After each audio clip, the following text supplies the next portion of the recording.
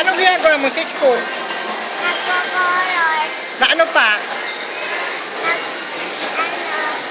Nagko-color kami. Babasa kami.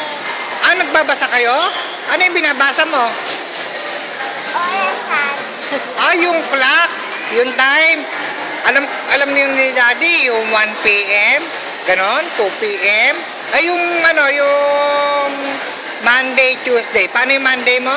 Paano yan? Di ba alam mo yun? Ah, bitawan mo si Horsey. Kaya paano yung Monday? Paano yun? Monday? Yun. Monday. Ah, Tuesday. Ah, Tuesday.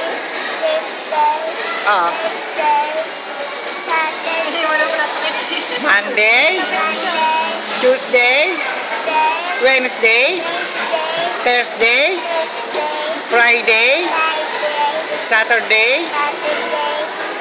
ano, Sunday.